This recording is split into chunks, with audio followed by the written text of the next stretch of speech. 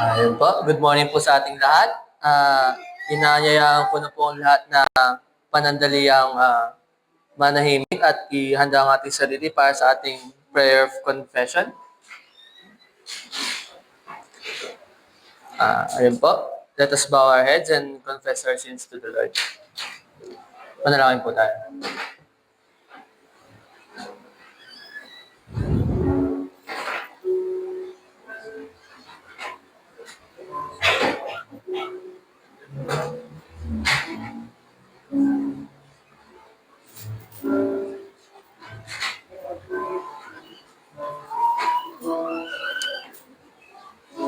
Lord, we come before you with a repentant heart, acknowledging our sins and shortcomings. We confess our need for your forgiveness and mercy, Lord. Lord, we know that we are sinners. We forgive all who have hurt us, and we ask for forgiveness and pray for those we have hurt. With humility and gratitude, we joyfully accept your unconditional love and forgiveness. Wash us clean, O Lord, and create in us a pure heart. We trust in your unfailing love and rely on your grace. Restore and renew us. Thank you for the forgiveness we find in Jesus Christ. In His name we pray. Amen.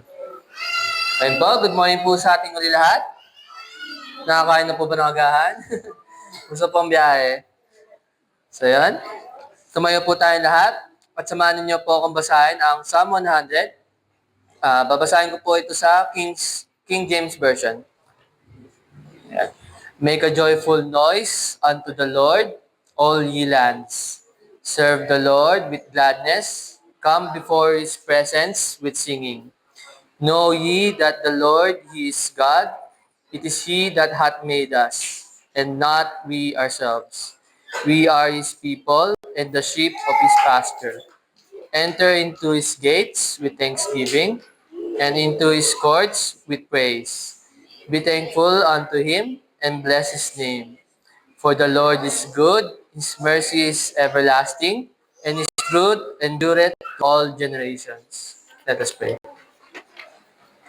Lord, kami ay natitipon ngayon upang bigyan ka ng pasasalamat at papuri.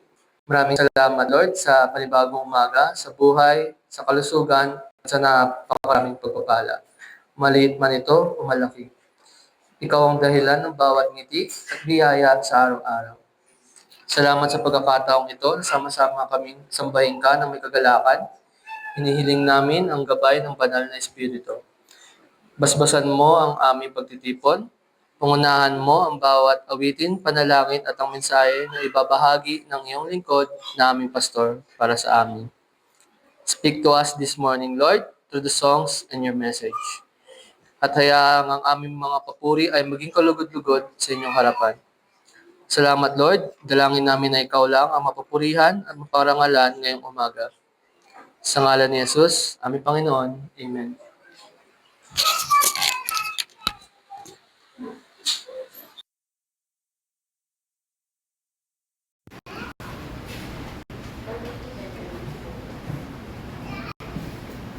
Amen. Purihin ng Panginoon. Sa nga pong malakas na palakpak para sa ating Panginoon. Sige po. Tingnan naman po natin ang ating mga kapatid sa kaliwat kanan. At batiin po natin sila ng good morning. At salamat sa Panginoon sa panibagong buhay at kalakasan na ibinibigay ng Lord. Purihin ng Panginoon. Umawit po tayo na may kagalakan sa ating mga puso. Amen. Amen. Sige po. Lahat po tayo ay palakpak. Tayo po ay magsuwang. Purihin ang Panginoon. Amen. Lord, to you, Lord God. Magpapuri pagsamba, tanging sa'yo lamang. Diyos na makapangyarihan sa magpakailanman. Ang pag-ibig ko'y sapat sa kalinawan, pagkat ikaw nagbabago.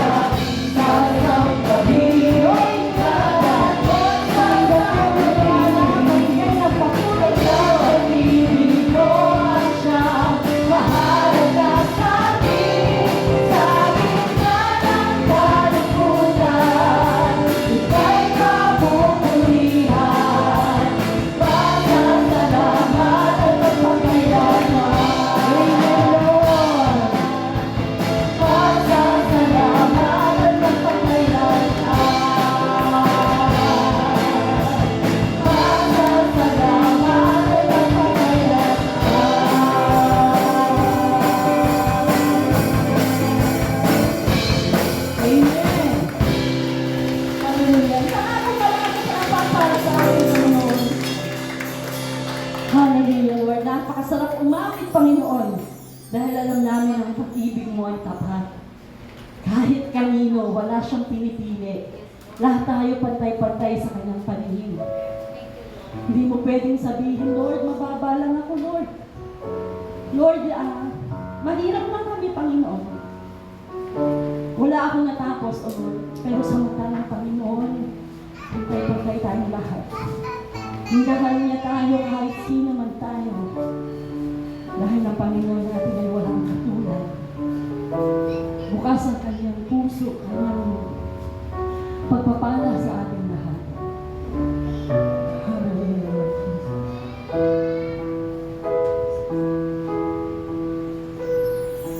Awitin ko man lahat ng awit sa mundo. Di ko kaya ilarawan kadakilaan mo. Kulang ang lahat ng tula, kulang maging mga salita upang ihayag ang kabutihan mo.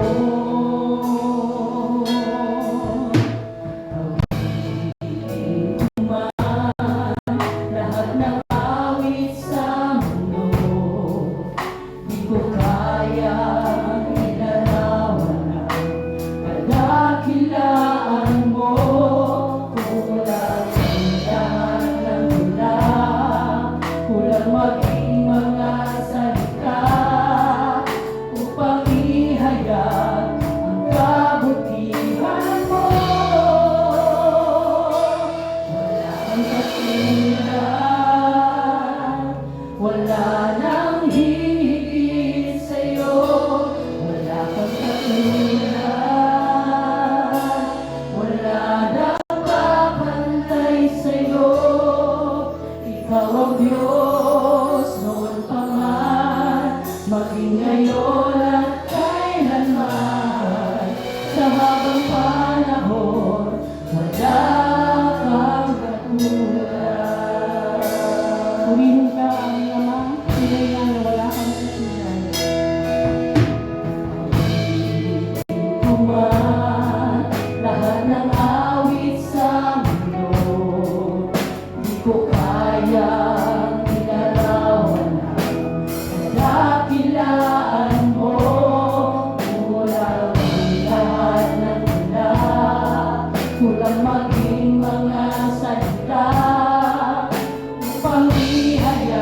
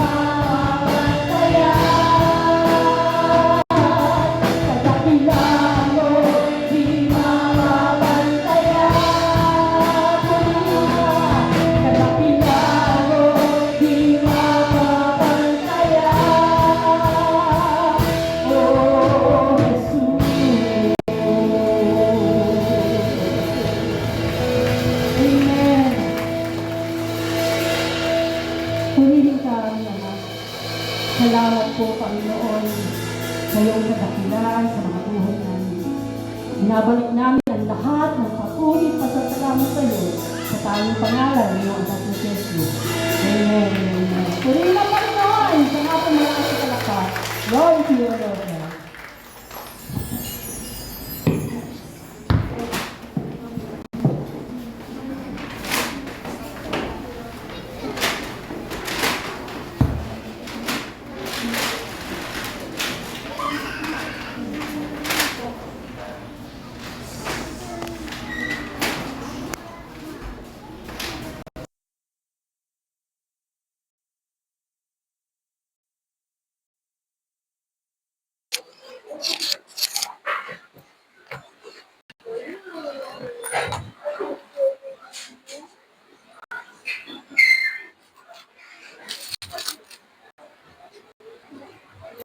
Morning po sa bawat isa. Good morning, and we thank the Lord for His grace, no, na patuloy nating nararanasan, and we thank the Lord also for sa mga servant niya, no, na patuloy niyang ginagamit para sa paglilingkod, no, hindi lang sa kanya kundi sa kanyang simbahan, and we praise God for the declaration na siya ay walang katulad sa kanyang katapatan at pag-ibig sa atin. And isa sa mga nagpapakita ng katapatan niya sa atin ay ang kanyang salita na patuloy na siyang nangungusap sa atin through His written word. And inaanyayahan ko po ang bawat isa na sandaling tumayo bilang paggalang sa salita ng Diyos. At ang mensahe para sa atin ngayong umaga ay manggagaling sa sulat ni Paul, Apostle Paul sa simbahan ng Ephesus or Ephesians, chapter 4, verses 7 to 16. Babasahin ko po ito sa Magandang Balita, Biblia. Ephesians 4, 7 to 16. Ang bawat isa sa atin nakatanggap ng tanging kaloob ayon sa sukat na ibinigay ni Kristo. Ganito ang sinasabi ng kasulatan. Nang umakyat siya sa kalangitan, nagdala siya ng maraming bihag at nagbigay ng mga kaloob sa mga tao. Ano ibig sabihin ng umakyat siya? Ang ibig sabihin niyan ay bumaba muna siya sa mga kailalimang bahagi ng lupa. Ang bumaba ay siya rin na umakyat sa kaitaasan ng kalangitan upang mapuno ng kanyang presensya ang buong nilikha. At binigyan niya ang ilan ng kaloob upang maging mga apostol, ang iba na may mga propeta, ang iba ay mga ebanghelista, at ang iba'y mga pastor at mga guro. Ginawa niya ito upang ihanda sa paglilingkod ang lahat ng mga hinirang upang maging matatag ang katawan ni Kristo. Hanggang makarating tayo sa pagkakaisa ng pananampalataya at pagkakilala sa anak ng Diyos. At maging ganap ang ating pagkatao ayon sa pagiging ganap ni Kristo. Nang sa gayon, hindi na tayo magiging tulad sa mga batang madaling matangay ng sari-saring aral. Hindi na tayo maililigaw ng mga taong mga hangad ay dalhin tayo sa kamalian sa pamamagitan ng kanilang katusuhan at panlilinlang. Sa halip, sa pamamagitan ng pagsasalita ng katotohanan, sa diwa ng pag-ibig tayo dapat maging lubos na katulad ni Kristo na siyang ulo nating lahat. Sa pamamagitan niya, ang buong katawan ay pinag-uugnay-ugnay ng mga kasukasuan na mula rin sa Kanya. At kung maayos na gumaganap ng tungkulin ng bawat bahagi, lumalaki ang katawan at pinapatatag nito ang sarili sa pamamagitan ng pag-ibig. Papuri sa Diyos sa pagbasa ng Kanyang salita. Makakaupo na po tayo. And tayo po ay sandaling manalangin. Heavenly Father, we thank you again for your goodness. We believe and declare na wala kang katulad, O Diyos, sabi nga ng aming awitan. And pinupuri ka namin sa aming mga buhay, sa aming mga boses, sa aming pag-aawitan. And Lord, we pray na kayo po ang patuloy na mangusap sa amin bilang inyong simbahan at bilang individual na mananampalataya na inyong mga anak. Nawa ang kalooban mo ang patuloy na masunod, ikaw ang patuloy na maitaas sa aming kalagitnaan. And kayo po ang patuloy na humubog sa amin, banal na Espiritu ng Diyos through your word. And we pray na magdulot ito ng pagbabago sa amin para sa iyong kalwalhatian lamang. Ito ang aming panalangin sa pangalan ni Jesus. Amen. Again, good morning po sa ating lahat. And purihin natin ang Panginoon, no, sa panibagong linggo na ipinagkaloob niya sa atin para sama-sama nga na sumamba at makinig ng kanyang salita. And magpapatuloy tayo sa tema natin ngayong buwan. No? Natatandaan ba natin yung tema natin ngayong buwan? No, about paglilingkod. Yes, no? Christian service. No? And yun ang ating pag-uusapan. No? Ito yung salita ng Diyos. Ito yung pag-uusapan natin through God's Word. And yung passage natin ngayon ay mula sa sulat ni Paul, ni Apostle Paul, para sa simbahan sa Ephesus. No? Isa sa mga tinuturo sa sulat na ito ay pagkakaisa ng mga mananampalataya. Tayo, no? Ng bawat isa kay Kristo. And bakit tayo nagkakaroon ng pagkakaisa spiritually? Dahil sa relasyon natin sa Panginoong Jesus. At ito yung tinuturo ni Apostle Paul sa mga Kristiyano noon, na tayo ay iisa. No? Hindi lang tayo nandito dahil sa sarili nating interes o parehas tayo ng mga gusto, pero tayo ay pinag-isa bilang katawan ni Kristo, bilang kapamilya ng Diyos. Pinagbuklod tayo ng Holy Spirit, no, bilang isang katawan ni Kristo na may isang Panginoon, pananampalataya, bautismo, at Diyos. No? That's why we are one in Christ. No? And bilang isang katawan, of course, layunin ng Panginoon, ang bawat isa ay lumago at maglingkod. No? And makikita natin dito na ito ay may kaugnayan, no? Yung paglago at paglilingkod. Sabi niya sa verse 12 kanina na binasa natin, ginawa niya ito upang ihanda sa paglilingkod ang lahat ng mga hinirang, upang maging matatag ang katawan ni Kristo. Maging ganap ang ating pagkatao ayon sa pagiging ganap ni Kristo. Ito yung plano niya, ito yung disenyo niya sa simbahan na ihanda ang lahat sa paglilingkod. Lahat, walang exempted, ano? May nabasa akong term, no? Nagbabrowse ako nung nakuha kong material about deacons, no? About diaconal ministry. And sabi doon, ang church daw ay dapat ding diaconal church, no? Of course, yung deacon sa atin, ang mga mahal nating deacon na patuloy na matapat na naglilingkod sa kanyang simbahan, ano? Sa word na yon na deacon ay galing yon sa diakonos, no? Diakonia, about serving. Pero hindi ibig sabihin naman na lahat tayo ay magiging in office o magiging deacon, ano? Kasi yung deacon, pagiging deacon ay part ng isang office, no? Sa simbahan, sama ng elders and ng minister of the word. Pero ang ibig sabihin lang nito na ang direksyon, no, yung direksyon ng simbahan ay dapat patungo sa paglilingkod. Na hindi lamang pala ito direksyon na dapat na ginagawa lamang o pinaplano ng mga deacons natin sa simbahan, although sila ang ating model ng pagsaserve, pero ito ay dapat na direksyon ng buong simbahan. Lahat tayo ay tinatawag doon sa direksyon ng paglilingkod. Katulad nga na sinabi ni Apostle Paul sa verse 12. And ito rin yung tinuturo ng passage natin. No? Yung paglilingkod ng bawat mananampalataya ay bahagi ng disenyo ng Panginoon para sa kanyang iglesia. No? Design. Ito talaga yung paraan na ginawa ng Diyos para ang buong simbahan ay lumago, mag-grow in their faith.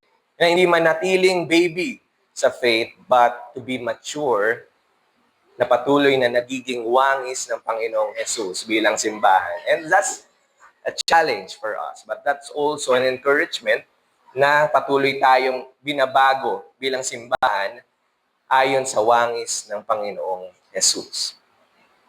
And sa pamamagitan ng paglilingkod ng bawat isa, pinapalago at pinapatatag ng Panginoon ang kanyang simbahan para unti-unti tayong maging katulad ni Kristo. That's very important. No? Importante yung paglilingkod ng bawat isa sa ating paglago. May relationship yun. And ang tanong sa atin, paano nga ba ginagawa ito ng Panginoon? Paano pinapalago ng Panginoon ang kanyang iglesia sa pamamagitan ng bawat mananampalataya? No? Of course, sasabihin ko sana, tumingin kayo sa inyong katabi, pero lahat tayo ay tinatawag na maglingkod. Pero paano pinapalago ng Panginoon ang kanyang iglesia, ang kanyang simbahan sa pamamagitan ng bawat mananampalataya? Una, pinapalago ng Panginoon ang kanyang iglesia sa pamamagitan ng pagbibigay ng kakayahan sa bawat isa upang maglingkod. Siya nagbibigay ng kakayahan, ng gift, spiritual gift, no? Sa kadalasan nating term, no? Sa bawat mananampalataya. Yung sinabi sa verse 7, ang bawat isa sa ating nakatanggap ng tanging kaloob ayon sa sukat na binigay ni Kristo.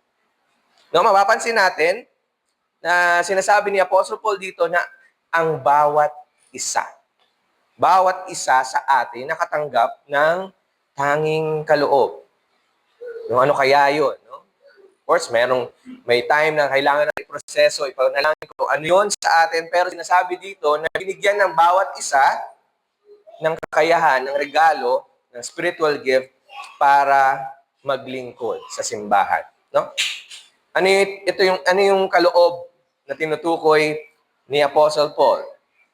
No, yun nga yung kakayahan na ipinagkaloob ni Kristo para makapaglingkod tayo sa kanyang iglesia ayon sa kanyang kalooban. No, hindi lang ito basta gawin natin, pero merong ibinigay ang Panginoon sa atin na particular na gift, particular na kakayahan para makapag-contribute sa kanyang simbahan. Lahat tayo ay binigyan ng Panginoon ng kakayahan. Halimbawa, yung iba sa pagtuturo, yung iba pag-lead or administration, ano? Yung iba naman binigyan ng discernment, for example, sa pag-encourage at pagbibigay ng karunungan. And marami pang iba, no? Ng paraang maglingkod. Pero sinasabi lang nito na binigyan tayo ng kakayahan lahat para magampanan yung kalooban ng Diyos ng Panginoong Hesus para sa kanyang simbahan. And kung ganun, ibig sabihin walang exempted or extra lang sa simbahan. No? Maganda yung sinabi ni Deacon Daisy kanina na lahat tayo ay pantay-pantay. Una, dahil lahat tayo ay na kay Kristo. No? Siya lang yung walang katulad. No? Siya yung pinakamataas. No? Pero tayo ay pantay-pantay. And lahat tayo ay na kay Kristo at binigyan ng kakayahan para maglingkod. Kaya hindi pwedeng sabihin na, ay, si pastor na lang yan, o si elder na lang yan, o si deacon na lang yan, o si care group leader ko na lang ang gagawa niyan kasi siya yung may gift eh. No? Yung mga worship leaders na lang, na talented, ang gagawa. No? Sabi ni Paul, ang bawat isa sa atin. Yes, hindi pare-pareho yung kakayahan at role natin. No? Hindi lahat tayo ay binigyan ng kakayahan na mag-lead or umawit, sabihin na natin. Although we can sing, no? Naririnig ko yung ating awitan, mukhang talented ang PSCC no? Sa kanilang pag-aawitan. No?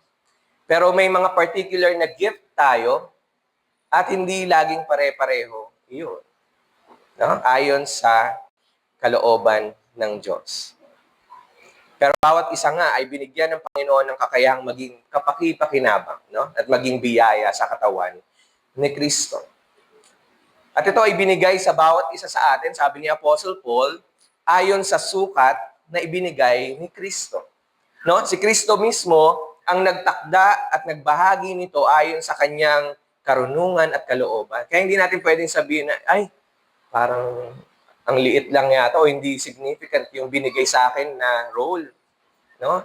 Kasi kung titignan natin dito, ang Panginoong Yesus ang nagbigay sa atin nung kakayahan na yon. Na parang sinasabi natin, na parang hindi yata pinag-isipan ng Panginoon yung binigay sa akin. Ano? Pero sinabi dito, ayon sa sukat na ibinigay ni Kristo. Kaya walang pwede ring magmalaki sa atin. Dahil hindi natin ito sariling kakayahan. No? Siya ang nagbigay sa atin ito. Kaya naman,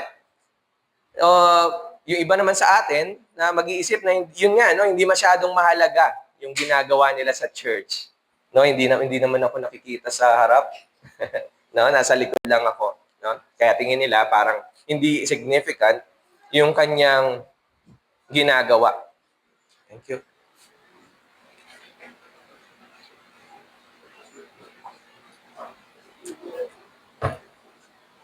Kaya sa church, wala dapat yung nagpapagalingan, no?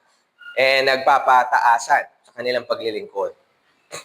Walang mababa at mataas, sabi nga kanina. No? Dahil una, biyaya ito mula sa Panginoon. No? Kung kaya nating magturo, kung kaya nating maglingkod, kung kaya nating magbigay ng encouragement, kung gaano tayo ka-generous, kung gaano tayo ka-runong mag-explain ng mga bagay-bagay tungkol sa Diyos, ito ay galing sa Kanya.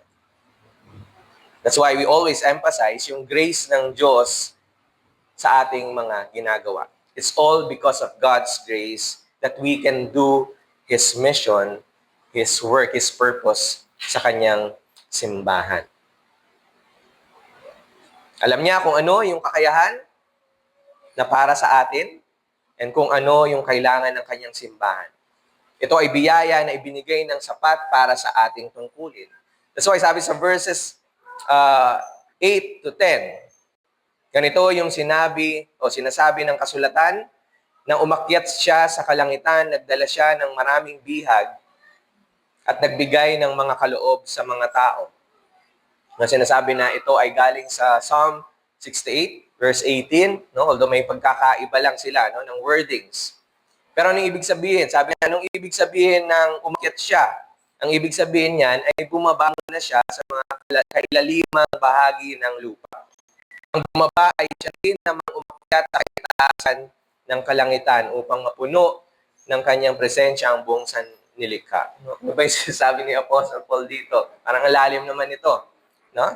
Sabi, ang point lang dito ay si Kristo ay tulad ng isang hari na nagtagumpay. No? Siya ay naparito sa mundo, siya ay bumaba, no? At pagkatapos ay umakyat na siya sa langit, ascended. At para maghari sa kanyang buong nilikha. And that's the process of yung incarnation ng Panginoong Hesus. Siya ay pumarito sa mundo, no? And siya ay nabuhay, namatay at muling nabuhay, at siya ay umakyat sa langit para maghari kasama ng Ama.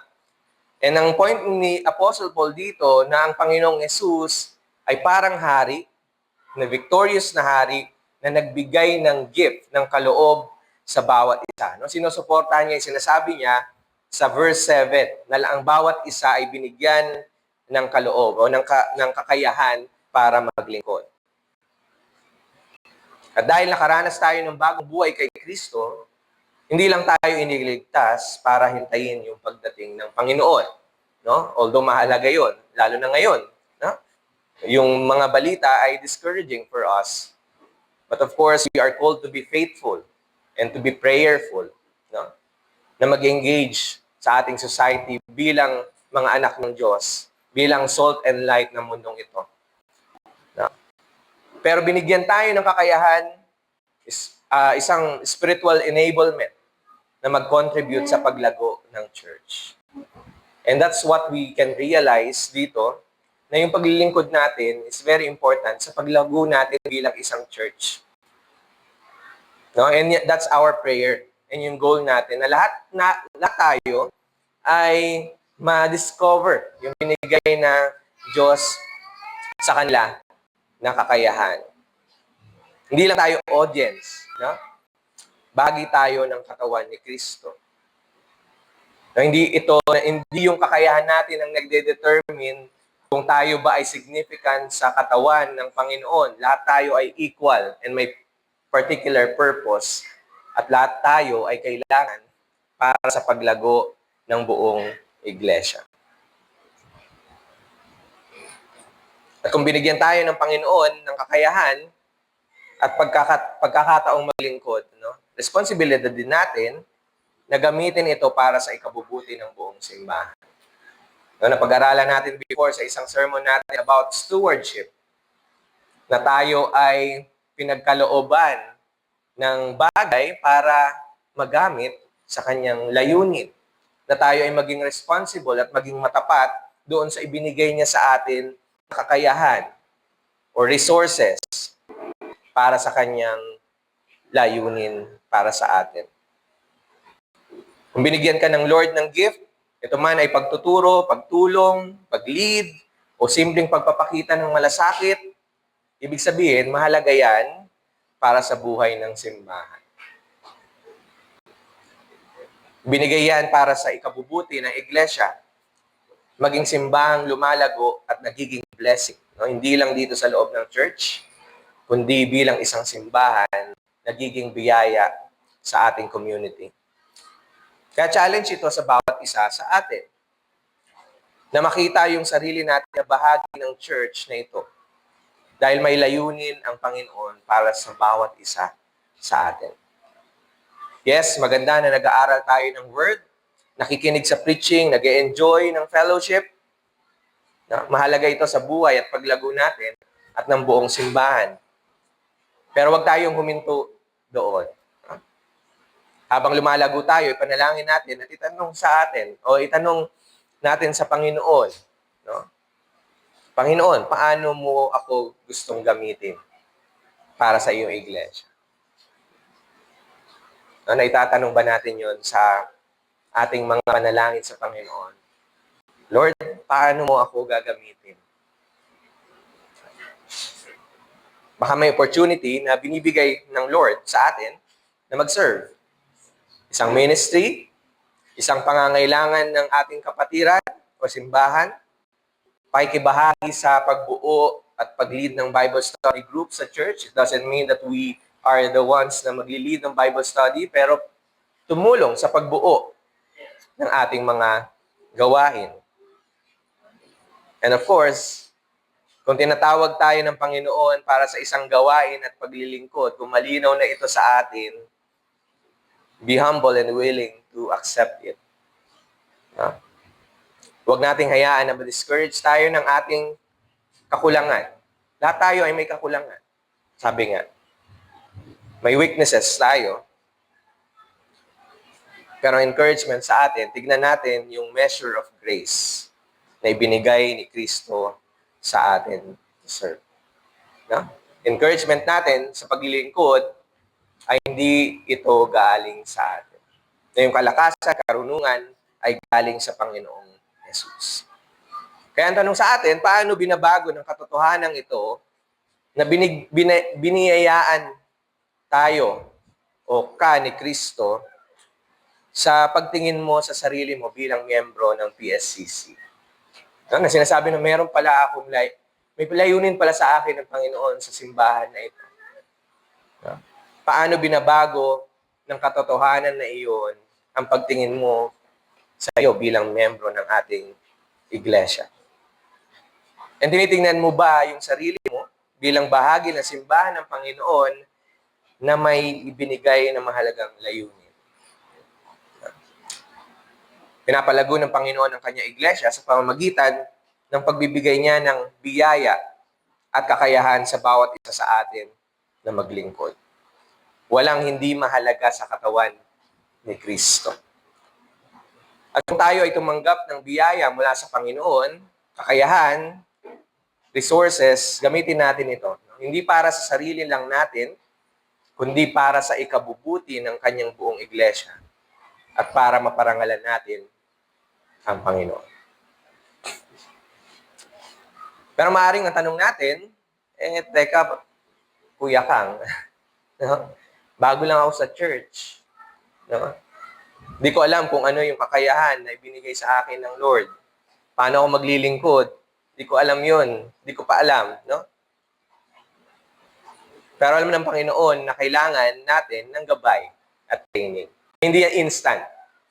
No? It's a process. Sabi nga, kaya nagbibigay rin siya ng mga gifted na tao or kaloob, na particular na kaloob sa mga tao sa simbahan na maghahanda at magtuturo sa atin para maging handa tayo sa paglilingkod. Yan yung pangalawa na makikita natin dito na ginagawang matatag ng Panginoon ang simbahan sa pamamagitan ng pagbibigay ng mga tagapagturo upang ihanda ang bawat isa sa gawain ng paglilingkod. Sabi sa verse 11, binigyan niya ang ilan ng kaloob. Ibig sabihin, sa lahat ng binigyan niya ng kaloob, merong binigyan siya na particular na gift. At yun ay, sabi nga, kaloob upang maging apostol, Ang iba na may mga propeta, ang iba yung mga ibanghilista, at ang iba yung mga pastor at mga guro. Of course, sa kanilang time, ito ay present pa. Of course, si Apostle Paul ay present. No? Siya ang sumulat nito. And of course, si Peter, they are apostles of Jesus Christ. No? Nagbibigay ang Panginoon sa church ng gifted people para ihanda ang lahat sa paglilingkod. So, sa panahon ng early church, may mga apostles at prophets na ginamit ng Panginoon, lalo na sa pagtatag ng pundasyon ng iglesia, ng simbahan, ng early church, paggabay sa direksyon nito at sa pagpapahayag ng kanyang salita. Kaya kung babasahin natin sa chapter 2 nitong sulat ni Apostle Paul, sabi niya na yung church daw, tulad ng isang gusali, kayo'y itinayo sa pundasyong inilagay ng mga apostol at mga propeta. Ang batong panulukan ay si Kristo Jesus. No? Sila yung nagtatag ng pundasyon. Of course, ang pundasyon nito ay ang Panginoong Jesus, ang mabuting balita. Pero sila yung pioneer, sabi nga natin. Ano? Sila rin yung ginagamit ng Panginoon sa pagtuturo ng foundational teachings ng early church, lalo na ng gospel. Lalo na ng tungkol sa muling pagkabuhay ng Panginoong Jesus. Kaya sa Acts, pag sila ay nagpe-fellowship, ang sabi doon, inaaral nila yung turo ng mga apostles. No? And of course, hindi ito imbento nilang turo. No? Ito ay ayon sa gospel, ayon kay Jesus Christ. Because apostles, as messengers or sent, sila ay witnesses ng muling pagkabuhay ng Panginoon. Yun yung isa sa mga requirement na maging apostle, ay sila ay eyewitnesses ng pagkabuhay o muling pagkabuhay ng Panginoon. And kasama rin dito yung prophets na ginamit noon ng Panginoon para ipahayag yung kanyang mensahe sa iglesia. No? Yung prophets, they are the ones, yung messenger ng Diyos para sabihin yung mensahe niya para sa simbahan, para sa kanyang bayan. No? And habang lumalawak yung church, nagbigay rin siya ng evangelists, pastors, at teachers, no? Para turuan at gabayan ang bawat miyembro ng church. And ano yung layunin nila? Ano yung purpose nila? Ano yung purpose ng Panginoon kung bakit tayo binigyan ng mga ganitong gifted people? Sabi doon, ginawa niya ito upang ihanda sa paglilingkod ang lahat ng mga hinirang. Upang maging matatag ang katawan ni Kristo. Ito yung binasa natin kanina. Ang goal ng mga leaders at teachers ng church ay ihanda ang buong iglesia para ang buong iglesia ay makapaglingkod. That's why it's a challenge for us. Kung tayo ay tinawag na leaders, na pastors, na teachers, no, it's our responsibility na tulungan ang ating mga kapatid na sila ay makapaglingkod din. Mahalaga ito, no, atin dahil minsan iniisip natin ang ministry ay para lang sa mga leaders o ilang miyembro. That's why hindi natin nagagawa yung sinasabi ni Apostle Paul na ipasa sa iba na may kakayahang ituro, no, magturo. Walang continuity because we think na ito ay tayo lang ang gagawa ng paglilingkod. Pero sinasabi ni Apostle Paul dito, ang bawat believer ay tinatawag maglingkod at ang role ng church leaders tulad ng mga tagapagturo at gabay ay tulungan ang bawat miyembro na maging handa para sa paglilingkod. And of course, ito rin yung na-experience ng marami sa atin. No? Yung iba sa atin ay produkto ng discipleship group. No? Na naging part tayo ng grupo and later on tayo na rin because of the encouragement and teaching ng ating group leader, tayo rin ay nag-lead sa Panginoon o sa simbahan. Personally, ito yung experience ko rin. No? Naging part ako ng discipleship group bago ako mag-aral din sa seminary. No? And those people ang nag-encourage sa akin to really love the Word of God, no? And to teach sa ibang mga tao. And ano yung resulta kapag ang church ay na-equip? or naihahanda. Nasabi sa verse 12, ginawa niya ito upang ihanda sa paglilingkod ang lahat ng mga hinirang upang maging matatag ang katawan ni Kristo. No? Habang ang believers ay nauubog sa salita ng Diyos at natututong gamitin ang kakayahan na binigay ng Panginoon sa kanila, mas tumitibay at lumalago ang buong church. That's the reality. Ganun kahalaga yung paglilingkod ng bawat isa. No, na ito ay may koneksyon sa paglago natin bilang isang simbahan. Parang katawan din natin. No? I will not pretend na na doktor ako. No? Pero parang katawan natin, ramdam natin yung pagiging buo physically kapag ang bawat bahagi ng katawan natin ay nagpa-function ng tama at walang sakit. And kung walang magpe-prepare sa miyembro, walang magtuturo, walang gagabay sa kanila, paano lalago ang bawat isa sa paglilingkod sa simbahan? That's why we need to ask ourselves as leaders, no? Bakit ba kulang ang naglilingkod? Ang isang tanong dyan is na-prepare ba natin o pine-prepare ba natin sila to serve? Kung ganoon, paano magagamit ng mga miyembro ang kakayahan, no, na binigay sa kanila ng Panginoon na mahalaga sa paglago ng simbahan? That's why yung iba ginagawa nila, merong mga spiritual gifts, ano ba tawag doon? May term. No? Yung para ma-determine nila, no, yung kanilang spiritual gift. And alam ko nagsagot na rin ako noon before. No? Hindi ko lang alam kung ano yung resulta noon. Pero, kumbaga, it's one way na practically para matulungan yung mga miyembro para malaman kung ano ba yung binigay sa akin ng Panginoon. Baka pwede natin gawin din yun sa church. Ano? But the point is that we help others, no, to serve. And sabi sa verse 13, hanggang makarating tayo sa pagkakaisa ng pananampalataya at pagkilala sa anak ng Diyos at maging ganap ang ating pagkatao ayon sa pagiging ganap ni Kristo.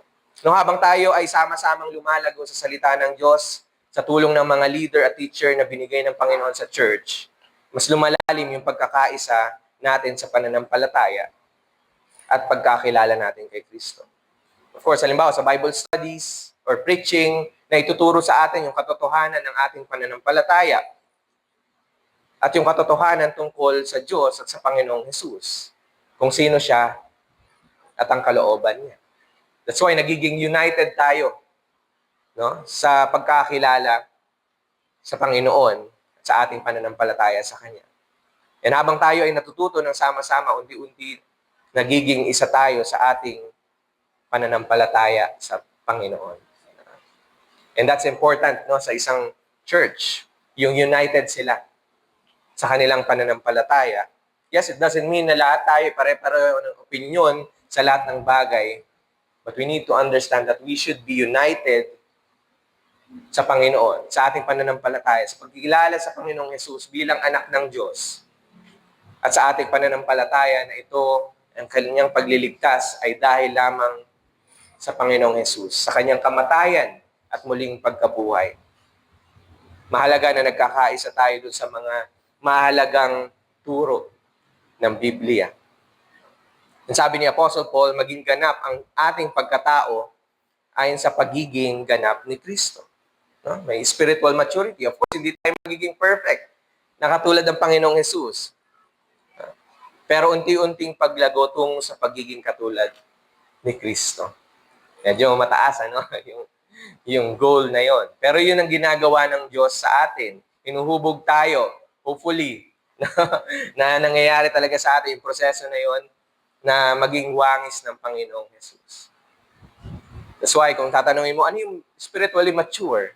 Ano yung gauge mo? Ano yung canon mo? Ano yung standard mo? Ang Panginoong Jesus. That's why we need, pag na-acknowledge natin yon, magiging humble tayo. Sasabihin natin, Lord, have mercy. Habang tayo ay naturuan, inuhubog at lumalago sa salita ng Diyos, mas nakikita sa buhay natin yung character ni Jesus. Na hindi lang yung kaalaman. Ang ginagawa sa atin ng salita ng Diyos, inuhubog yung ating buhay. That's our prayer for one another. No? Lalo sa amin na nag-share ng salita ng Diyos, na yung pinipreach namin, tinuturo namin will really shape our lives ayon sa wangis ng Panginoon. And sabi ni Apostle Paul sa verses 14 and 15, no? Nang sa gayon, hindi na tayo magiging tulad ng mga batang madaling matangay ng sari-saring aral.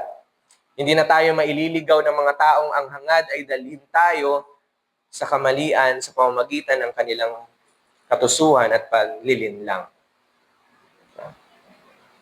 Sa halip, sa pamamagitan ng pagsasalita ng katotohanan sa diwa ng pag-ibig, tayo dapat maging lubos na katulad ni Kristo na siyang ulo nating lahat.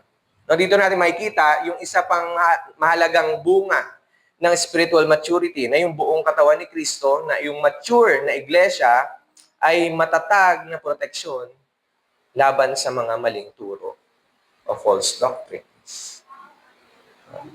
Ganun ba ang ating simbahan? Are they protected doon sa maling katuruan? Kinukumpara ni Apostle Paul yung isang Kristiyano na kulang sa maturity o isang infant, isang bata na madaling matangay at malinlang ng maling katuruan. Kung ang isang iglesia ay walang malalim na pagkakaisa, walang pinagkakasunduan tungkol sa mga mahalagang katuruan sa pananampalataya, walang tamang pagkilala kay Jesus, madali itong mabibiktima ng mga mapanlinlang at balik pananaw at katuruan na tinuturo sa mundo. Naalala ko yung isang akong nakausap. No? Pagkatapos ko mag-share ng gospel, sabi niya, lahat naman ay hindi lang ang Panginoon. Ang sinasabi niya na hindi lang ang Panginoong Isus ang daan patungo sa Diyos. Paano natin yon sasagutin? Paano natin yon titignan? Pero kapag ang katotohanan ay tinuturo ng may pag-ibig sa bawat isa, mahalaga yung pag-ibig. No? Kasi pwede nating turuan yung bawat isa ng walang pagmamahal. Pwede tayong mag-impatient. No? Hindi naman yata naintindihan ito yung tinuturo ko. No? That's why we need love. We need patience. Kasi hindi ito instant. It's a process. No? We need to understand. Pero kung pag natuturo si Kristo at yung kalooban niya ng tama, ang bawat bahagi ng iglesia ay nagiging matatag at patuloy na lumalago tungo sa pagiging wangis ng Panginoong Jesus. Nagbibigay ang Panginoon ng mga taong magtuturo, gagabay at maghahanda sa bawat mananampalataya sa kanyang simbahan para lumago at maglingkod ang lahat. At makikita natin dito yung ministry role, no? Yung leadership role, especially yung role natin as leaders sa simbahan ay hindi para sa self-promotion. Hindi para sa personal recognition. No? Yung spiritual gifts, actually, hindi yan para makita tayong magaling. Pero yung spiritual gifts, ang intention ng Panginoon dyan sa atin is to serve others. Para magamit itong mga spiritual gifts na to para sa kanyang iglesia. Naalala ko yung isang usap-usapan, no? Na hindi to chismis, ano? Sa ibang mga schools, no? And even sa mga religious organizations or institutions, uso yung magbabayad ka lang, umatid ng ilang seminars, doktor ka na. No? Ba't may mga kumakagat sa ganung paraan? Of course, sabi nga natin, aspiration ng mga tao yung pagiging tanya o yung nasa posisyon. Marahil, isa sa mga reason kung bakit nila gustong kunin yun ng instant is not because of the process ng learning or equipping, but because of the title. Eh, nakakalungkot yun. No? It's because of the title. Mali tayo ng perspective doon sa title na yun. It's not about the position. It's not about yung pagiging tanyag o pagiging mataas natin sa iba, kundi yung PhD na yon, yung pagiging doktor na yon is how we can serve other people sa church. Pero ang gifts at abilities na binigay ng Panginoon, whether leadership, teaching, encouragement, or service, ay hindi siya pang selfie, no? Kundi para sa paglago ng buong iglesia. At hindi rin dapat nakaasa lang ang church sa iilang tao. No? Kasi hindi ito talaga yung design niya eh. No? Hindi yun yung design ng Panginoon sa church na konting tao lang yung magsiserve. Sabi nga, di ba, lahat tayo binigyan ng kakayahan. And ang desire ng Panginoon ay buong simbahan ay maging equipped at involved sa paglilingkod. Of course, we don't know kung paano tayo tinatawag ng Panginoon. No? Hindi natin alam din yung struggles ng iba. Paano ko kaya malalaman yung binigay sa akin ng Diyos? No? Of course, we need to pray for them. No? Kailangan natin ipanalangin yon. And kung ang lahat ay naglilingkod sa bawat isa, ayon sa kakayahan na ibinigay ng Lord sa atin, nabibless natin ang bawat isa. Dahil doon, lumalago tayo bilang isang simbahan. Kaya again, yung goal ng pastors, ng teachers, Bible study leaders, ay hindi lang simpleng gamitin yung kakayahan nila. Ang goal nila ay maihanda yung mga mananampalataya upang sila mismo ay maging faithful servants ni Christ.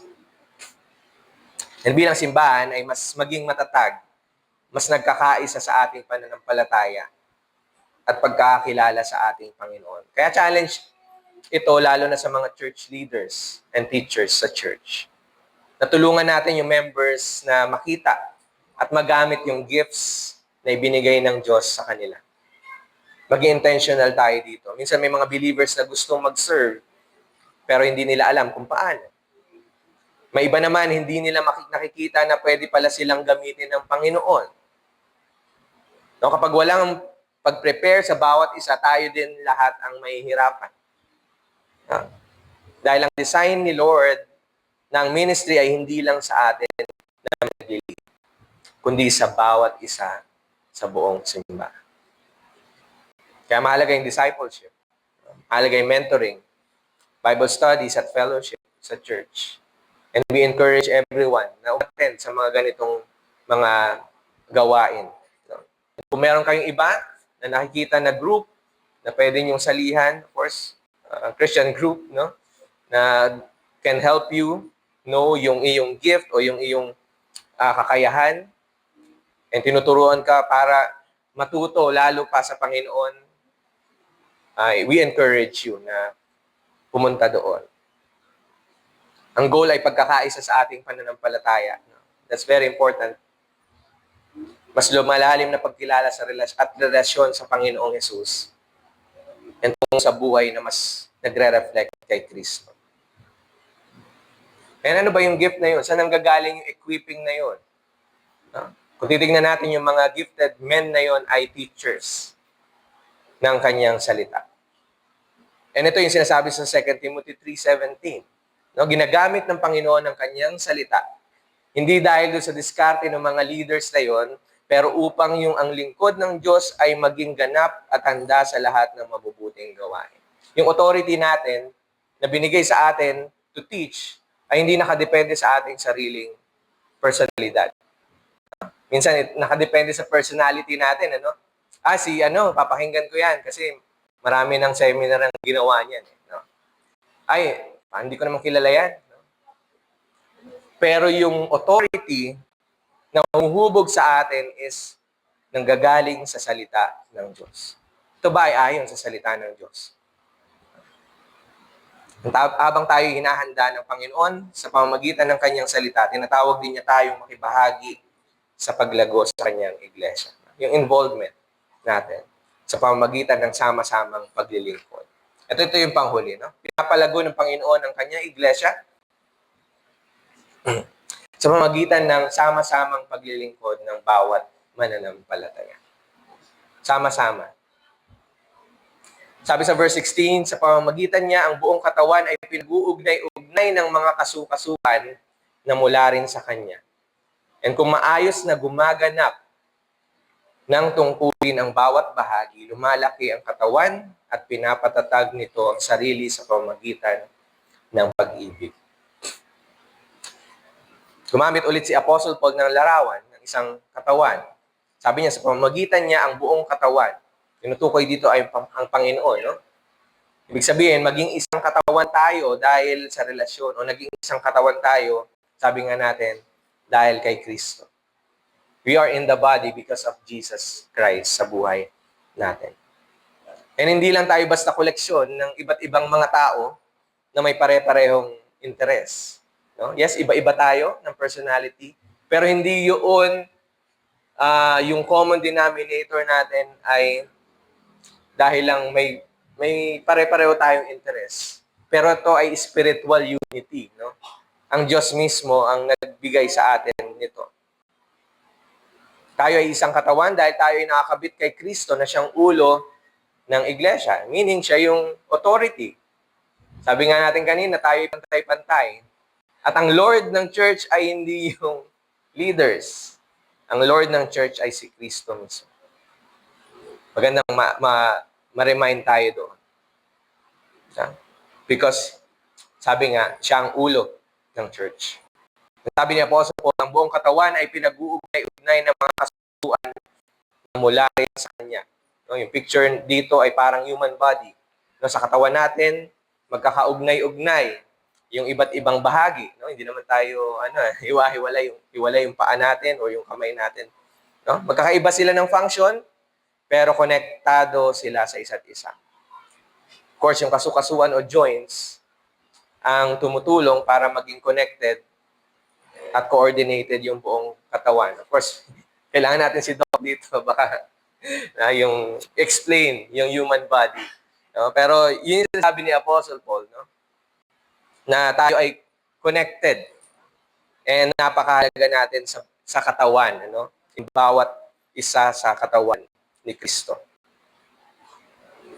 Ganito rin yung iglesia. No? Hindi tayo intended ng Panginoon na mamuhay ng hiwa-hiwalay bilang Kristiyano. Ito yung mahalagang dapat natin tandaan. We cannot grow apart from His body. Na, halimbawa, putulin natin yung kamay natin. Of course, later on, mawawala yun. No? Hindi siya magpa-function. And later on, siya ay maagnas. No? And ganun din sa simbahan.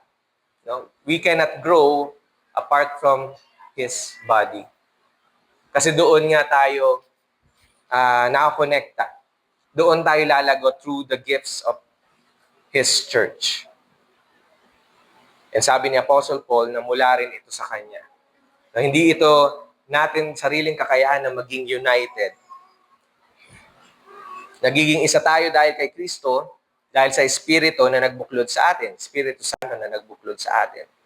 And dahil dito, no, sabi ni Apostle Paul, kung maayos na gumaganap ng tungkulin ang bawat isa o bawat bahagi. Ang paglago ng iglesia ay mangyayari habang ang bawat bahagi ay faithful na gumaganap sa kanilang bahagi. Kapag ang believers ay equipped, ginagamit yung kanilang gifts at naglilingkod sa isa't isa, may nangyayaring growth sa buong simbahan. Lumalaki yung katawan, spiritually or figuratively, or pwede ring literally, no? Tayo ay lumalaki bilang isang simbahan at pinapatatag yung sarili sa pamamagitan ng pag-ibig. Habang ang bawat isa ay naglilingkod, lumalago yung church. Habang ang bawat isa ay faithful sa kanyang bahagi, tumitibay ang iglesia. Parang katawan ng tao, kapag maayos ang function ng buong katawan, nagbe-benefit ang buong, nagpa-function ang parte ng katawan, ay nagbe-benefit ang buong katawan. Pero kapag may bahagi ng katawan na may problema, naapektuhan din yung pagkilos at pag-develop ng buong katawan. And ganun din sa church. Kapag ang bawat believer ay involved, serving, loving, encouraging, and using their spiritual gifts o yung kanilang capabilities, lumalakas yung buong iglesia. Pero kapag disconnected tayo, walang willing na mag-serve, hindi nagagamit yung kakayahan na binigay ng Panginoon para sa ikabubuti ng simbahan, maapektuhan din yung pagmamature natin bilang simbahan. Mananatili tayong infant, no? O baby pagdating sa faith natin as a church. E mapapansin natin na inuulit-ulit ni Apostle Paul yung salitang pag-ibig. Dahil ang tunay na Christian service ay dapat laging may kasamang pag-ibig. Pag walang pag-ibig, ang paggamit ng gifts ay magiging self-serving lang. And it's hard to serve, mahirap magsilbi kung walang pamamahal. Lalo na sa mga imperfect people, katulad natin. No? Nasa proseso tayo and need to love one another, to be patient with one another, and to forgive one another.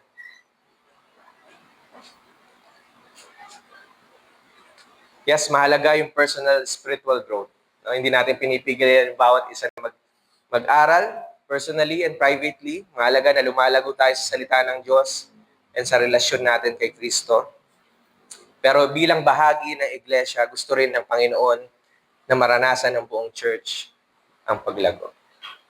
And mangyayari yon habang ang bawat isa ay nagkakaisa na nagagamit ang kakayahang ibinigay ng Diyos sa kanila para maglingkod sa katawan ni Kristo.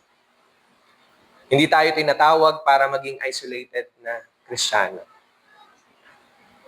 Tinatawag tayo para maging bahagi ng isang spiritual family na sama-samang lumalago, nagtutulungan, at nagmamahal. And I hope and pray that our church, our local church, ay makita na gano'n, na nagmamahalan, nagtutulungan, at naglilingkod sa bawat isa. And habang ginagawa natin yun, nagiging matatag, nagkakaisa tayo, nagiging reflection yung buhay natin bilang simbahan ni Kristo. So the question again, ginagamit ko ba yung kakayang ibinigay ng Panginoon para sa ikabubuti ng iglesia? Pinapalago ng Panginoon ang kanyang iglesia sa pamamagitan ng sama-samang paglilingkod ng bawat mananampalataya. Mahalaga ang paglilingkod ng bawat isa. Habang ang bawat bahagi ay faithful na gumaganap sa kanilang tungkulin, ang buong simbahan ay lumalago, tumatatag at nagiging mas wangis ni Kristo. Paano pinapalago ng Panginoon ang kanyang iglesia? Sa pamamagitan ng bawat pananampalataya. Una, sa pamamagitan ng pagbibigay ng kakayahan sa bawat isa upang maglingkod. Huwag tayong mag-alala dahil ang Diyos, ang Panginoong Jesus mismo, ang nagbigay sa atin ng kakayahan. Pangalawa, sa pamamagitan ng pagbibigay ng mga tagapagturo upang ihanda ang bawat isa sa gawain ng paglilingkod. At pangatlo, sa pamamagitan ng sama-samang paglilingkod ng bawat mananampalataya. Pag-pray natin, nabigyan niya tayo ng discernment kung saan tayo tinatawag ng Panginoon o saan ka tinatawag ng Panginoon para mag-serve. And maging active, no? Tayo sa pag-encourage, sa pag-equip sa bawat isa. That's why it's a challenge for us leaders na encourage yung mga miyembro to serve, to equip them, to help them know their gifts. No? Ang Panginoong Jesus ang nagbigay ng spiritual gifts at kakayahan sa atin para maglingkod. At sa pamamagitan nito, ang iglesia ay lumalago. And sa lahat ng ito, mahalaga, gusto nating emphasize yung pag-ibig. Yung pag-ibig. Dahil ang paglago ay hindi instant. Ito ay proseso. Alam natin na ang paglilingkod at paglago ay isang mahabang proseso. Kaya kailangan natin ng patience, ng forgiveness, na patuloy na kindness because we love our brothers and sisters. And of course, mahalagang maunawaan natin na ang kakayahang ito ay mula sa Panginoon lamang. Let's pray. Heavenly Father, we thank you again for your word. Thank you for reminding us na kayo ang Diyos na hindi lamang nagligtas sa amin, na tumanggap sa amin sa inyong pamilya bilang isang simbahan. Pero kami rin ay binigyan mo ang bawat isa ng kakayahan para maglingkod sa iyo at sa inyong simbahan. Lord, we pray for your church, ang bawat isa sa amin, Panginoon, na makita yung binigay mong kakayahan sa amin para paglingkuran ka sa inyong simbahan. And Lord, help us as leaders, mga tinawag mo para mag-lead ng inyong church. We pray that we will be faithful sa inyong kalooban for us. That we will help the church to know your gifts sa kanila to help them be equipped. And by God's grace, but because of your grace, ay maglingkod sa inyo ng may katapatan sa inyong simbahan. Thank you, Father. We glorify and we honor you. Kay papatuloy namin tinataas sa pangalan ni Jesus. Amen.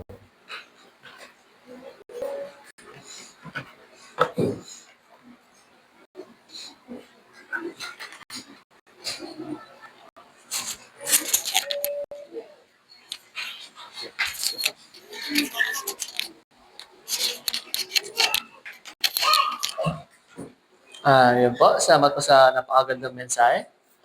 Dumako na po tayo sa ating mga announcements. So yun po, happy birthday po kaila Anita Betorio, Rene Sorilla, Simon Rio, and Japs Capus. Ayun po, happy birthday po. At yun po, ang flower offering po ay galing po ngayon sa Sorilla family. Maraming salamat po. At yun nga po, sa mga interesado po maghandog po ng mga bulaklak, ay lumapit lang po sa ating mga deacons and elders. Ayun din po. Happy wedding anniversary po kay Rosel and Gina Bunuan. Ayan. Happy wedding anniversary po. And next po. Ayun po.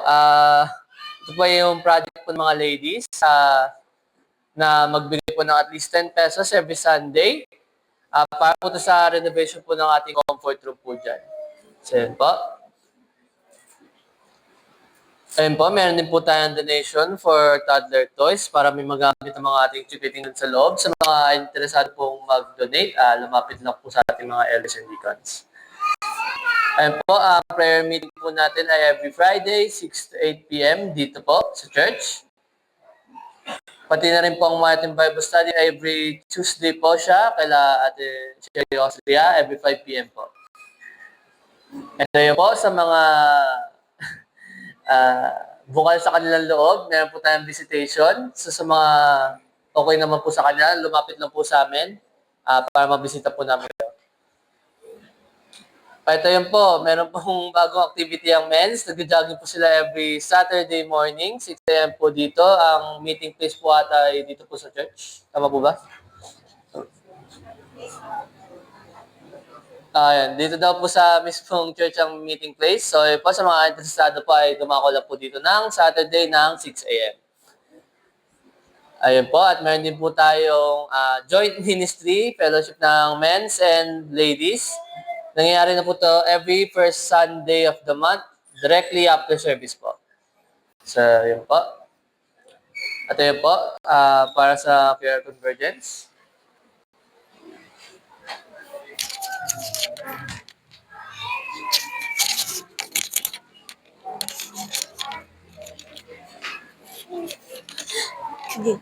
Ayan, good morning po on behalf po ng KR. Inaanyayahan po namin ang mga youth kabataan sa gaganapin pong KR Convergence entitled Meant to Move. Gaganapin po siya sa May 24, 2026 next Sunday po ng 1:30 p.m. po sa Payatas Convergence. Sa next Sunday na po ito, after service po, sama-sama po tayo pupunta po dito sa event na ito. So, ayun po, naway encourage po namin na makasama po yung mga yun para sama-sama po tayong lumago at mas makilala pa kung sino yung ating pinapupurihan kasama yung iba nating kapatiran sa iba't ibang churches na youth din po. So, sa mga further details po, magstay po yung mga youth para mas mapag-usapan po natin po. Ayan po, naway makasama po tayong lahat dito. Yun po. So yun po, salamat. Aking munting kapatid. So ayun, dumako na po tayo sa ating next announcement. Ayun po, congratulations po kay Arian Luis L. Vitoria, kay Ian po. For passing licensure examinations po, for professional teachers po. Ayun po. Sayang po at wala po ata siya ngayon. Ayun, congratulations po. And ayun, next po. Ayun po, huwag po natin kalimutan mag-like sa ating mga respective pages sa mismong page ng Palmera, pati na rin po sa MYC para update po tayo sa mga ating gawain. Ayan po. Dumako na po tayo sa ating tithes and offering.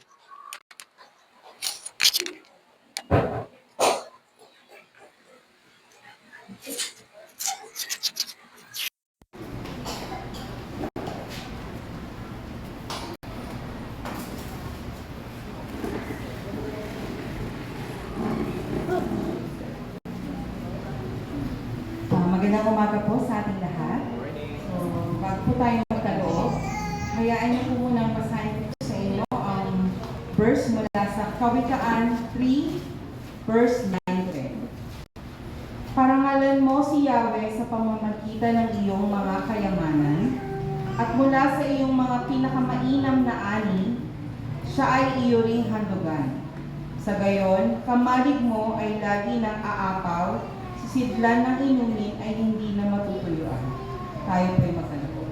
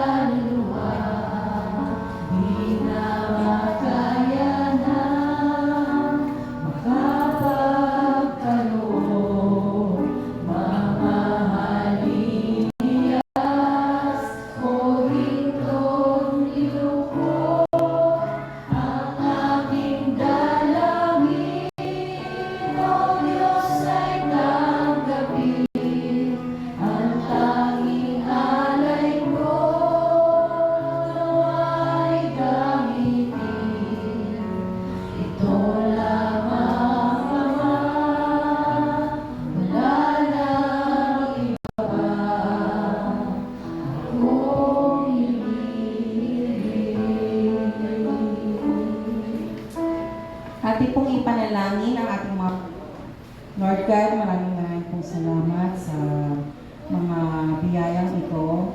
Ito po ay ibinabalik po namin sa inyo sa mga biyayang pinagkakaloob niyo po sa amin sa araw-araw. Lord God, ingatan mo po kami sa araw-araw. Bigyan ng magandang kalusugan. At pagpalain niyo po ang bawat isa sa amin upang patuloy po kami makapagbigay sa aming simbahan at sa aming community and at sa aming mga nangangailangan po, Lord God. At Lord God, itong mga kaloob nito ay naway magamit po sa aming simbahan at sa aming mga gawain ng aming simbahan. Lord God, ito po ang aming mga dalangin. Tinataas ko namin sa inyo in Jesus' name. Amen.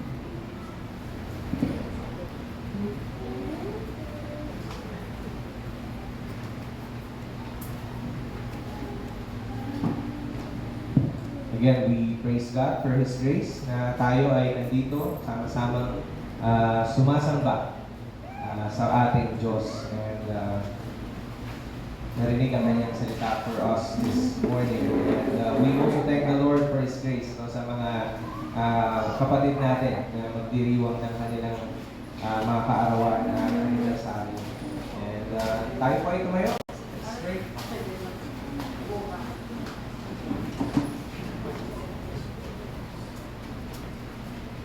Heavenly Father, we thank you again for your grace sa amin, sa inyong simbahan, through Jesus Christ, that we have freedom na lumapit sa inyo, sumamba sa inyo. And because of your grace, kami ay nakapakinig na inyong salita. Maraming salamat, Panginoong Diyos, sa inyong katapatan, sa inyong simbahan, sa bawat isa na magdiriwang ng kanilang kaarawan. Thank you, Lord, sa buhay ni Anika, ni Kuya Rene, ni Simon, and ni Jax. We thank you, O Lord, for your faithfulness and goodness sa kanilang buhay at sa kanilang buong pamilya. And we pray that you will continue to bless them. Nawa, patuloy nila makita ang inyong katapatan.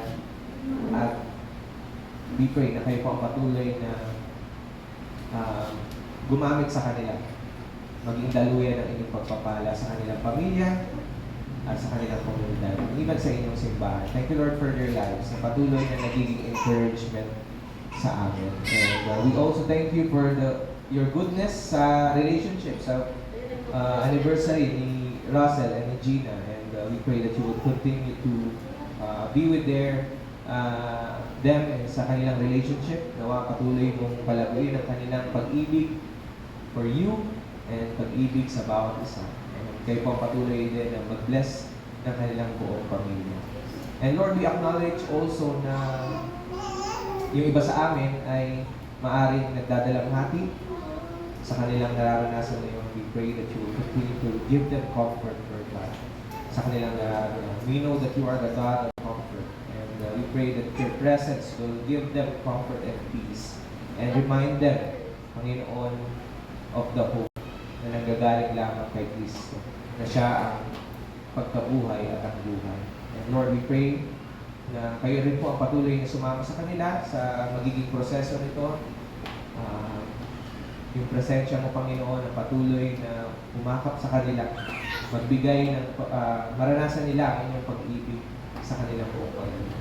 And Lord, we pray na kayo po ang patuloy na mag-remind sa kanila ng hope na nagagaling sa Panginoong Jesus.